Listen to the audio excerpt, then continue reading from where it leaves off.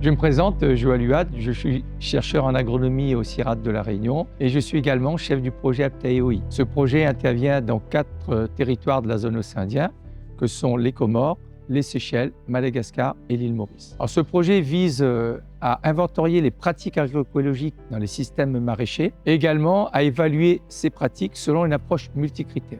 Dans cette capsule, nous allons vous évoquer l'approche agroécologique de la gestion de l'eau. L'eau représente 25% de la composition du sol et donc contribue à la vie du sol. Mais l'eau sert également à alimenter les hommes, les animaux, à transporter les éléments minéraux dans le sol, donc à assurer la nourriture des plantes. Nous allons vous présenter quelques pratiques agroécologiques qui visent à capter la ressource en eau, à gérer cette ressource en eau de façon économe pour, in fine, contribuer à ce que la plante produise au mieux.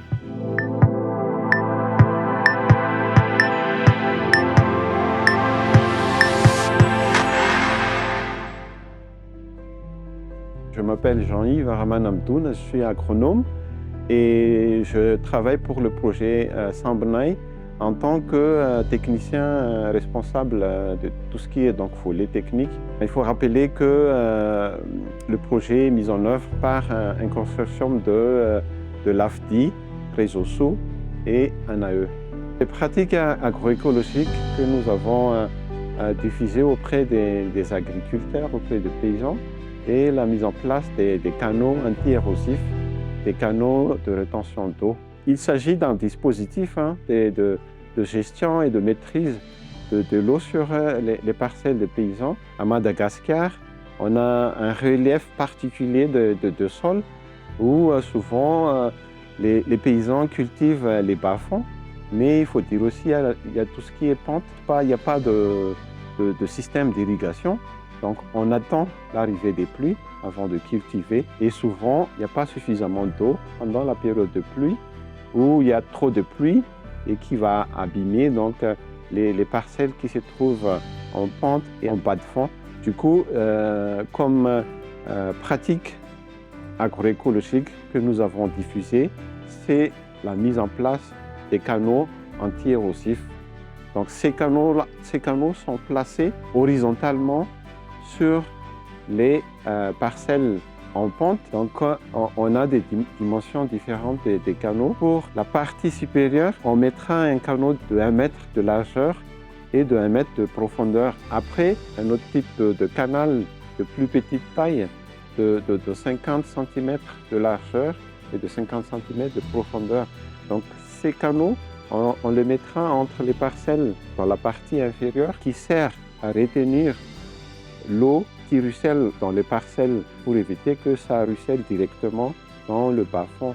Les avantages donc, de ces dispositifs sont nombreux. En premier lieu, une quantité assez importante d'eau de pluie vont être retenues dans les canaux et de deux, il y a l'infiltration de ces eaux qui va alimenter les nappes phréatiques. Ça permet donc d'améliorer le débit, la quantité, la durée de l'eau qui va alimenter donc, les cultures en bas-fond et dans les rizières. Troisième point, ça permet aussi donc, de garder l'humidité des parcelles en bas des canaux plus longtemps que d'habitude. Cette pratique est très utile, mais il y a des inconvénients, plutôt des difficultés. Le problème, en fait, c'est que ça demande beaucoup de main-d'œuvre pour la mise en place des canaux.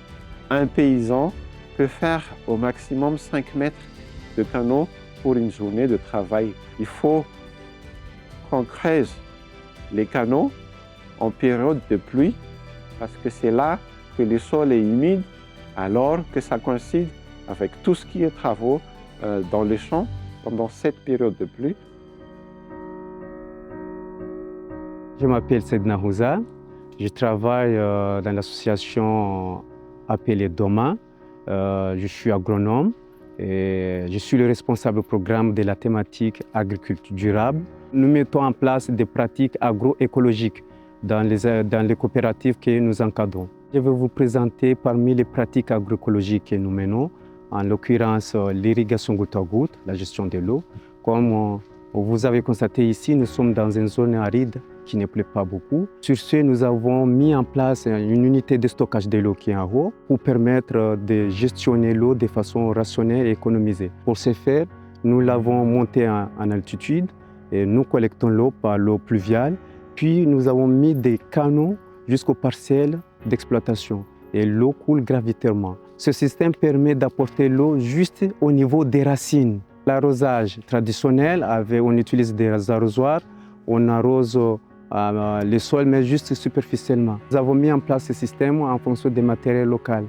Et les matériels que nous avons utilisés, c'est un peu cher. Et parfois, les membres de coopératives ou bien un agriculteur particulier n'arrivera pas à acheter les matériels pour mettre en place ce système. Il y a aussi un autre inconvénient, c'est l'état du sol. Si le terrain est complètement plat, là on est obligé de surélever le cuve à eau pour que l'eau coule gravitairement.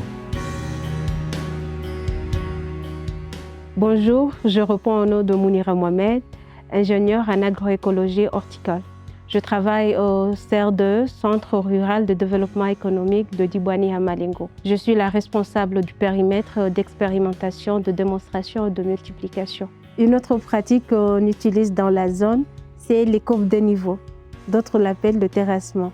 Le but, c'est de maximiser les terrains parce que nous sommes dans une zone montagneuse. Donc, ce qu'on fait, on met les courbes de niveau afin d'éviter l'érosion, que ce soit éolienne ou hydrique, mais aussi pour le stockage de l'eau. Au lieu que l'eau soit amenée de là-haut jusqu'en bas, ça va se stocker dans la courbe de niveau.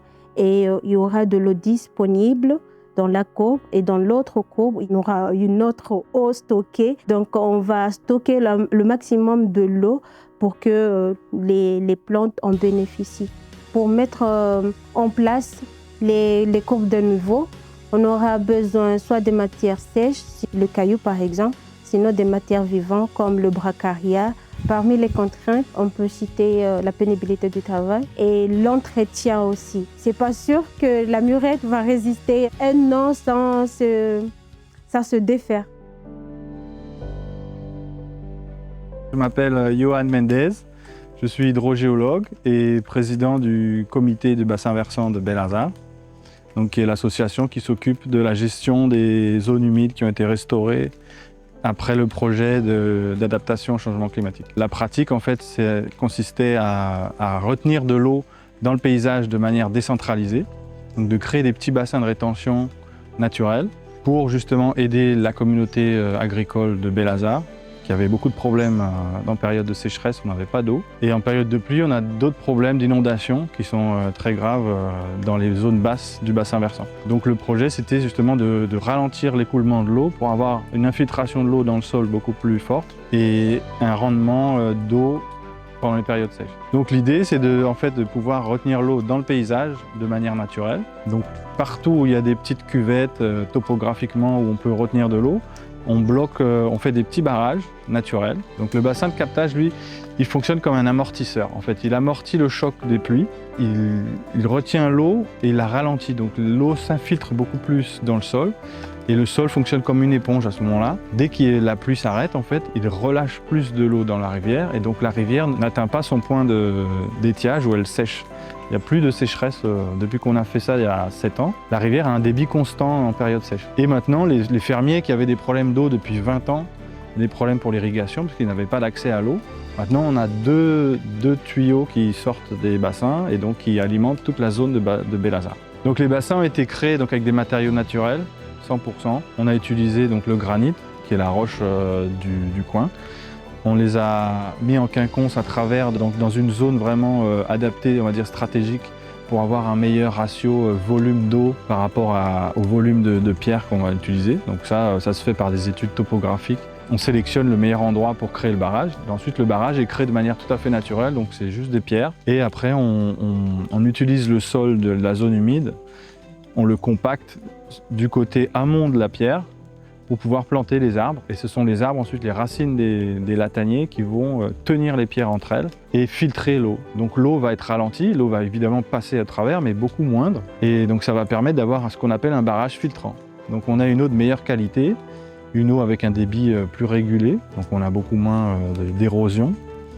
Et ça permet de créer tout un écosystème aquatique ensuite, où on a une biodiversité qui se met en place toute seule, avec toutes les espèces d'insectes, donc tout ce qui est libellule qui va nourrir les hirondelles et d'autres espèces migratrices d'oiseaux, qui vont attirer aussi, les lataniers vont attirer les espèces endémiques, tout ce qui est crabe, crapaud, serpents aussi. Donc on a tout un écosystème qui s'est mis en place. Comme on est dans une zone humide, ça pousse très très vite tout ce qui est végétation. Donc si on ne s'en occupe pas, ça va devenir vraiment une zone sauvage où les gens ne pourront plus venir se détendre le week-end parce que l'endroit sera vraiment bloqué par la jungle, comme c'est très humide. Donc ça demande vraiment une maintenance constante, presque toutes les semaines.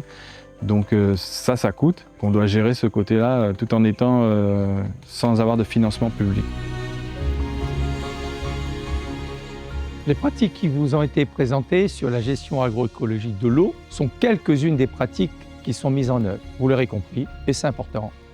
L'eau venant du ciel doit être captée de manière efficace, soit en leur permettant que cette eau s'infiltre correctement dans le sol, soit en la captant pour la mettre en réserve dans des réservoirs naturels ou artificiels, permettre que cette eau puisse être véhiculée de façon optimale sans perdre vers les cultures.